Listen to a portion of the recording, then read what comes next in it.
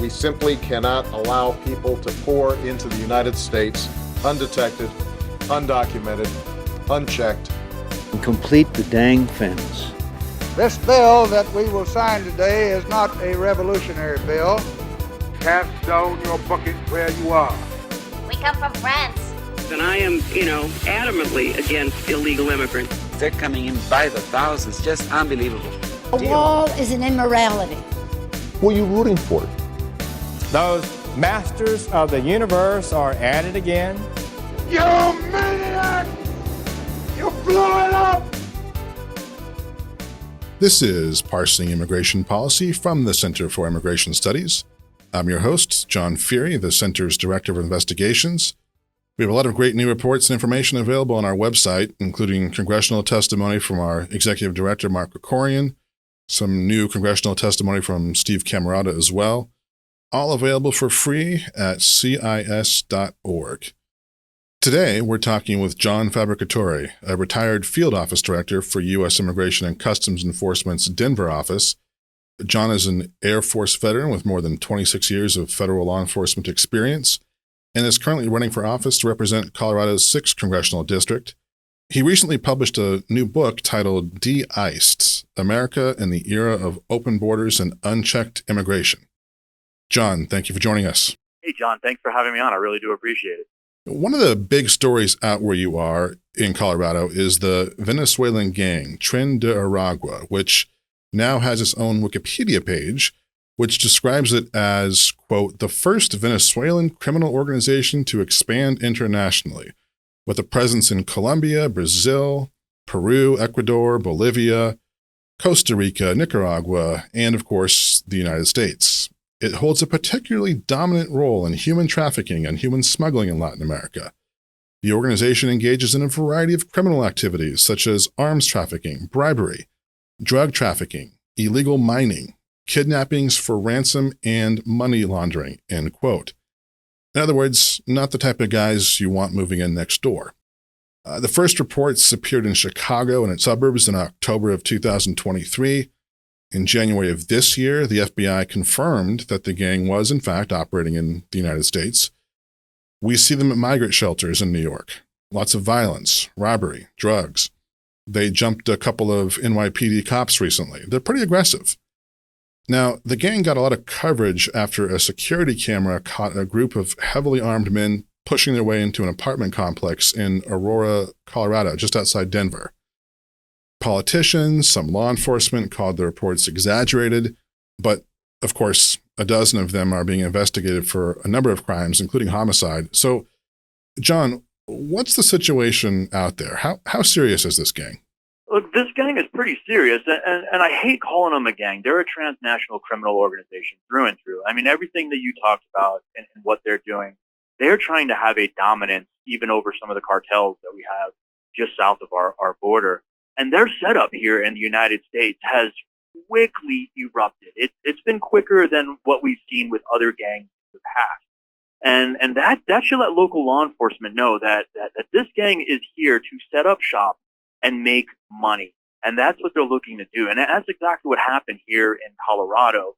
And I was notified to their presence about 6 months ago. And I've still got a lot of contacts in the intel community and in local law enforcement. I spent 23 years in local law enforcement and federal law enforcement here in Colorado.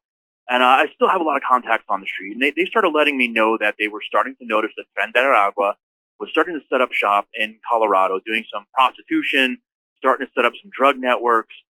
And then I was notified and called in by a local councilwoman, Danielle Jarinsky, here in Aurora. She sits on the Aurora City Council. She's a former Air Force veteran herself. She called me one day and she said, hey, Jon, we've got a problem with this gang at this apartment complex. There's a woman who wants to move out of the complex right now. She's scared for her life and she needs help moving out. Can you come to the apartment complex and help me move her? And I said, of course, I'll be there in a couple of minutes. Rode out there, moved that woman out of her apartment complex in about an hour. Quickly did it with about 7 or 8 guys that helped show up and volunteered to move her out. What we didn't realize was she had set up all these security cameras in the front of her door and in her window. And it's her security cameras that you see in the now infamous viral segment of the 6 men coming up the stairwell one with an AR-15 and every single other one of them with a handgun. But it's her camera that actually catches this and, shows the world exactly what's going on. And unfortunately, we had some pushback from politicians here trying to deny it, saying it was a figment of our imagination. But just like you said, local law enforcement has now arrested 6 guys that are in that video. They've arrested a few others that were involved in another situation. There's a potential murder that's connected with these guys and a very violent assault at another address in which they fractured one man's skull. So this gang is violent. They have set up shop. And if we don't do something about it very soon, they're going to continue to grow and it's going to get much worse than it is right now. To give people some context, the estimate that I've heard is that there are about 5,000 members of this group in the United States, which of course is extremely rough. It's always difficult to estimate the sizes of groups like this, especially when it's such a new group. By comparison, MS-13 has somewhere around 10, maybe 12,000 members.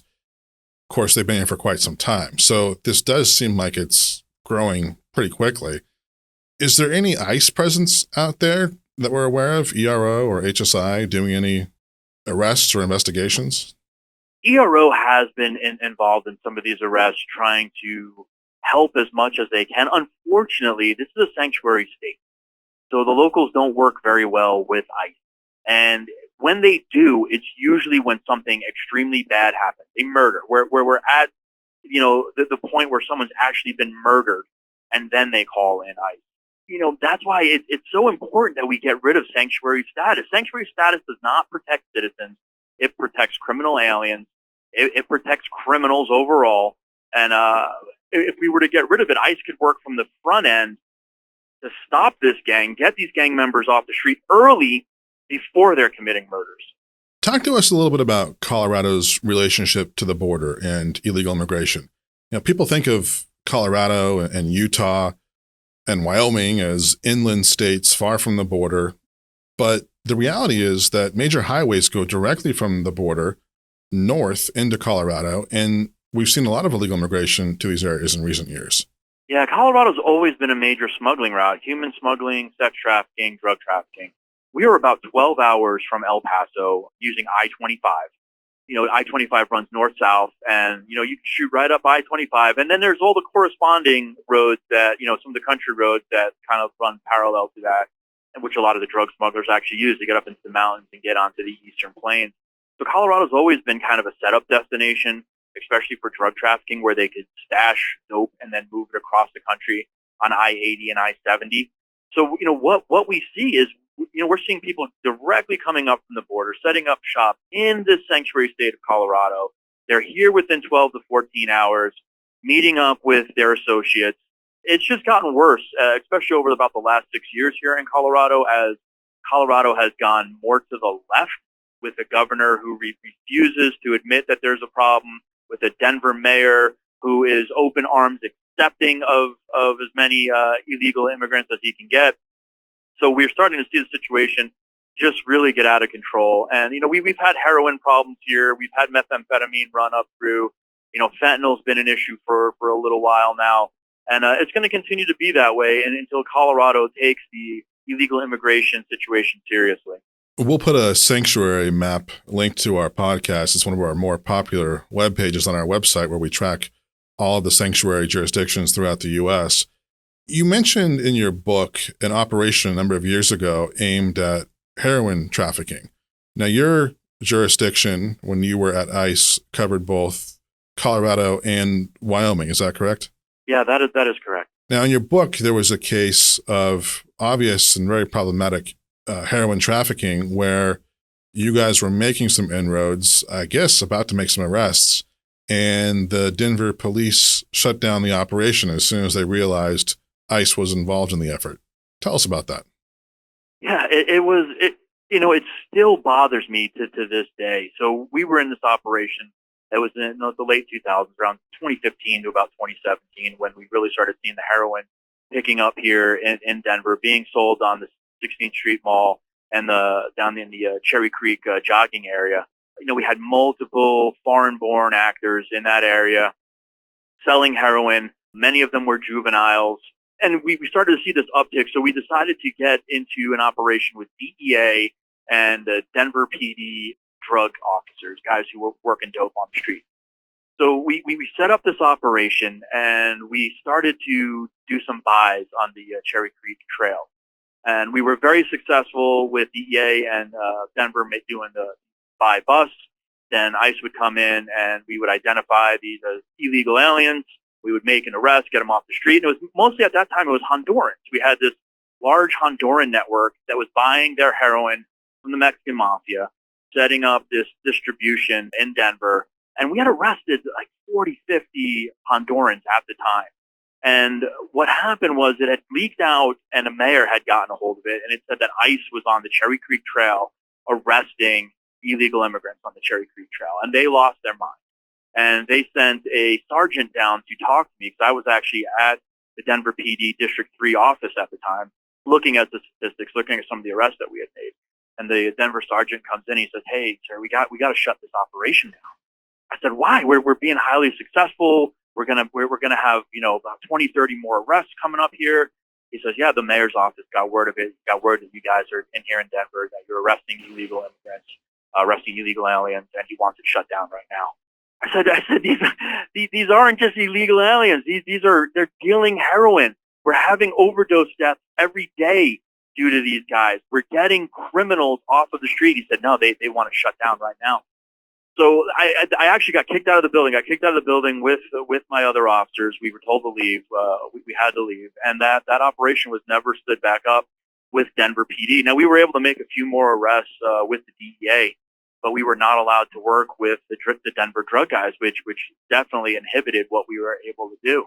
And it's just that kind of situation that you don't hear about very much in the media. And I actually testified to this in Congress. It was part of my congressional testimony, because I just thought it was such a horrific situation in which a sanctuary state actually tells you that they would rather you not arrest heroin drug traffickers because of the optics of ICE working on the case. And like you said, the beneficiaries of all of this are criminals, people who are up to no good. Absolutely. That's who gets off in sanctuary jurisdiction. The left wants to make it seem like they're helping immigrants out with sanctuary. Immigrants have nothing to worry about from ICE. Immigrants are here legally. They're working through the process to become citizens. They're not afraid of ICE. The people who are afraid of ICE are criminals, people who know that if they get arrested, will probably likely get deported. And that's exactly who sanctuary jurisdiction helps. The crowd that I always find is the most opposed to illegal immigration and open borders is actually the immigrant community, people who have spent the time and the money and the effort to do it the right way. But they never really get their story told. No, and in fact, they're often the first victims of these criminal gangs and illicit activity that happens in the community. When the bad illegal aliens, the criminal aliens come up into these communities, they often prey on the legal migrants first. Now, of course, this has been an issue for quite some time, and the Republican Party, to beat up on them a little bit, have been in control of Congress off and on, and they haven't done much of anything on this. I'm sure that you raised this issue with them. What do they say? No, look, John. I do agree with you. I agree that there's been some posturing. There's been some roadblocks in some areas, but I see it more as what we actually want to accomplish. Like, I do believe that the INA is a decent set of laws, that if we actually enforce the Immigration Nationality Act, we would be much safer, but we don't fully enforce it. We've never fully enforced it. Every president that's come along after it was signed in 1996 has taken pieces out of it, not enforced it. It really wasn't until President Trump came along and really tried to enforce every single law in there. And then you saw what happened. He was sued multiple times to put roadblocks in the way to keep him from being able to enforce some of those laws. So what I say to most Republicans is, hey, we need to do something. But my goal would be to just say, like, let's enforce the INA. The laws are there. This was written by, Congress approved it. It's signed over by Congress. Just say we want the INA enforced, and let's go with the Immigration Nationality Act. Let's see what we can do to that. Let's increase our detention footprint so that we're not releasing all these asylum cases to the street. We can have credible fear hearings in custody, and let's see what we can do from there. Let's just hold it to a single issue and say, this is what we're going to start with. We'll start with the Immigration Nationality Act, and then we'll work our way up from there. Yeah, the point that I make often to congressional staffers is that Congress writes these laws, but then doesn't actually expect the executive branch to enforce them. Like there's a lot of money that's being invested, a lot of money being sent over to DHS, but there's no expectation of a return on investment. And I agree. This is taxpayer dollars we're talking about. You should expect ICE to arrest and remove a certain number of people per quarter. I don't think that's too much to ask. No, I absolutely agree with you. And that would be just a great start, just to say, hey, look, we have the Immigration Nationality Act. These laws are already on the books. We don't have to write anything new. We don't have to argue about it in Congress. They're already there. We are now going to say, ICE, this is your requirement per quarter. This is what we want to see in criminal arrests. This is what we want to see in removals. This is what we would like to see with detention, and go from there without having to sit in front of each other in Congress and argue back and forth and never get anything accomplished. The law is already on the books. When I was at ICE for 4 years, I had a lot of conversations with many different officers and agents, and I would always hear so many amazing stories about all of your experiences in the field. And I would tell so many of them that they need to write a book so people can see how challenging the enforcement of immigration laws can be. Now, I'm glad that you did write a book, and I wanted to ask you about one story you talked about there. You mentioned the removal of Khalid al-Jawari. He had served many years in a Colorado Supermax prison for a bomb plot in New York City in 1973. He's a Jordanian and Iraqi citizen of Palestinian origin. He's a member of PLO and Hamas. He placed 3 bombs in cars around New York City. All of them failed to detonate. After he served his sentence, you were tasked with assembling a deportation team to physically escort him to Algeria. This was to be a 3-day mission. What happened? Well, it didn't turn into a 3-day mission, that's for sure. So normally when we deport a criminal, it's just a 2-man team. But because al-Jawari was a member of Black September, they decided that we needed 4 members for this team, 2 supervisors and 2 officers, to make sure that this deportation went smoothly. But it did not go smoothly. So we were deported from Algeria. When we arrived in Algeria with al-Jawari, they apparently, the people who had okayed it in the government didn't go through everyone. There was an internal fight in the Algerian government. They did not want to accept al-Jawari at the end of the day. So they wound up taking us into custody, which was very interesting, being a federal officer and being taken into custody. We didn't go to a jail outside the airport. We went to their holding cells in the airport, and then we were removed the next flight back to Senegal, because we had flown from Senegal to Algeria, so they deported us back to Senegal. That trip, which was supposed to be a 3-day trip, wound up into a 6-day trip. And the final location that we were able to drop off al-Jawari was in the Sudan. And at the time, we did not have relations with Sudan. So a little pat on my back, I was able to work it out where I got the Sudanese government to accept al-Jawari as a deportee. And I was able to get a travel document from inside Senegal for al-Jawari to be accepted into the Sudan. But that didn't even go smoothly, because the day we arrived in the Sudan, there had been an international warrant issued for their president, al-Bashir, because of war crimes. So here we are, 4 American federal agents arriving on the ground the day that international warrant was also hitting the wire. So they were a little bit concerned for our lives. So we were able to just drop al-Jawari off and escape out of that country within 4 hours. But those are the kind of missions that we take as deportation officers. Deportation officers are pretty much flying every day of the week trying to get these criminal deportations done to other countries. It's not easy to do these deportations. You need travel documents. You need to work with foreign governments to make sure that they're accepting these people back. And I think a lot of people don't realize that that's what happens with a criminal deportation. When we're not sending 134 people on an aircraft, sometimes we're flying with 1 criminal, 2 agents, and we've got to work through all this red tape to get this person back to their country.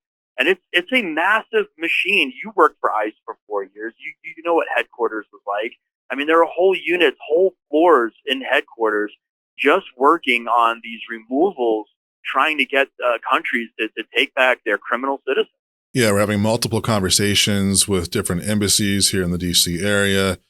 We have all these excuses, and the response from some of these countries is, oh, well, we're not really sure this is our citizen. Yes, he has a passport issued by our country, but we're not 100% certain that he's our citizen. So we're going to take a few months to think it over. Let's schedule another meeting in the future. Yeah, and we've got some great deportation officers, great officers in Euro working on those cases, trying to smooth things over with foreign embassies and just trying to get the job done at the end of the day. I mean, that's what we're trying to do, is keep America safe, get rid of these criminals, get them taken back by their countries. We have some men and women that are just smooth trying to get these things done, and they don't get the accolades and the applause that they probably should get, because maybe they're not out on the street actually putting handcuffs on somebody, but they're still helping us get rid of these criminals, and they're doing a great job at it. How did you wind up doing immigration enforcement? The agency is going to need a lot of support and more staff in the coming years. We've seen a lot of retirements happening, and yet the caseload isn't going down, obviously. So how might a person thinking of going this route follow your lead? I was in the Air Force originally. I was security forces in the Air Force, leaning toward law enforcement anyway. And when I got out of the Air Force, I actually was hired by Federal Protective Service first. And I worked on the first World Trade Center bombing trial when they bombed the garage. And then I worked on both Oklahoma City bombing trials. And at the time, FPS only went up to a GS-8. I definitely wanted to move up. I wanted to get into, more investigative type stuff and, make more arrests. And there was an opening with INS for the deportation officer position, and it was a GS-12 position. I applied for it and got it. So it was, I didn't really know a lot about it. The one thing about INS and even ICE now is they don't go out and recruit very much because of the political situation with INS and now ICE. It's not something where you see the ICE officers out at like college fests trying to get people to join. It's kind of one of those agencies that unfortunately you just kind of come upon like I did. I was looking, for a job with better pay, looking for something in law enforcement, was looking at some U.S. Marshal stuff, and I'd applied to the FBI, I'd looked at the CIA, and then this deportation job just jumps up and at me, and I put in for it, and right away got a call on it, and wound up starting my career. And I'm glad I did go to ICE. I did a lot of great things, taught at the academy for 2 years, been all over the world. One of the things you do as a deportation officer is you fly a lot, especially in the younger part of your career. I filled up 2 passports in almost every country on the planet. So it was a great job, but it's not something that they are trying to sell to people getting out of college or getting out of the military. And that, unfortunately, is not a good thing, because the ICE needs smart, efficient, physically fit, good people to be able to work in its ranks and do the right thing and make sure that we can keep this country safe by enforcing our immigration laws. And I believe ICE needs to do a better job at recruiting, for sure. Yeah, it's one of the most fascinating topics in my mind, and I think you laid out all the opportunities quite well. And the agency is going to need a lot of help in coming years, that's for sure. Speaking of more work being given to ICE, the Biden administration is welcoming in mass immigration right now, by any means necessary. It's wildly unpopular with the American people, according to any poll one can find. There's the CBP-1 app. There's the parole policies. I thought parole was to be used on a case-by-case basis for urgent humanitarian cases or where there's a significant public benefit to the country. Is this being abused?